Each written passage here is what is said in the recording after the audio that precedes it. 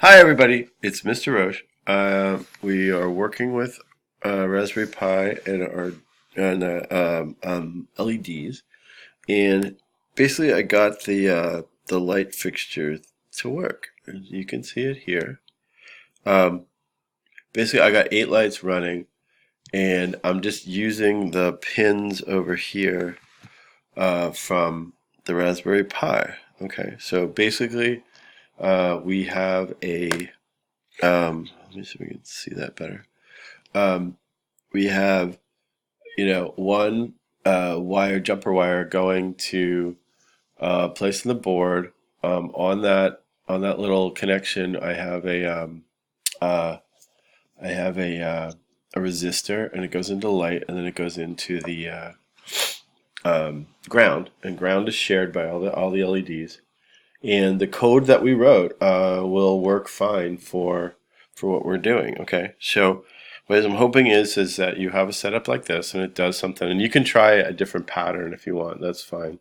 It would be cool to kind of split them or something like that, but that's sort of a challenge. And let's look at the code a little bit so you get a sense of that, and we'll put it together. Okay, that's sort of the concept here.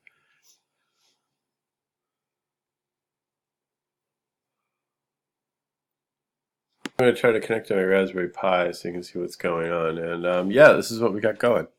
So just to reiterate, what we did was we imported the Raspberry Pi GPO library, and we called it GPO, so we didn't have to write RPI.GPO all the time.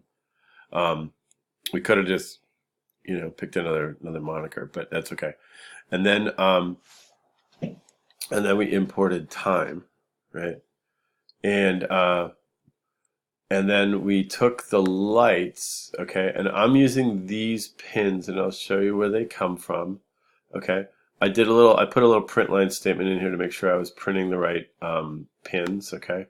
And what happens is when you have an array or in a list, this is slot 0, this is slot 1, this is slot 2, this is slot 3, 4, 5, 6, and 7. So if I have 8 things, the highest numbered slot is 7, and we just have to get used to that. But what's cool is that when you run the loops always start at 0, 2, and they stop one less than the length, okay? So if the length is 8, it'll stop at 7, and that's what I'm sort of doing right here. I'm just sort of checking that. And then what we did is we did light setup. Yay.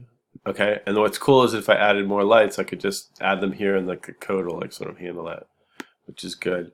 And then we set up a definition or for a subroutine, okay? And what we do is we send it the light number that we want on, and then we run this loop. And if the light that I'm looking at happens to be this one, I'll turn it on, okay? And this is where my print statement comes from, and this is kind of a fancy way to print that Python lets you do. It's called an F F string is what it's called, and then otherwise I'm going to turn them all off. So this loop runs and runs and runs, right? And then so that's a little function to handle light turning on. And then what's cool is that I can just write this like little loop down here then, and I just send the number of the light that I want on. It gets turned on by the function up above. We sleep, we move ahead in lights. Okay, and that's the thing. If we're going to do like Knight Rider or something like that, we have to change that. And then when the little counter gets too big, just shift it back down. That's what's sort of going on. Okay, and that's kind of it for what we're looking for. So if you have an idea of another thing you want to do, that's great. And otherwise, we'll see you on Monday.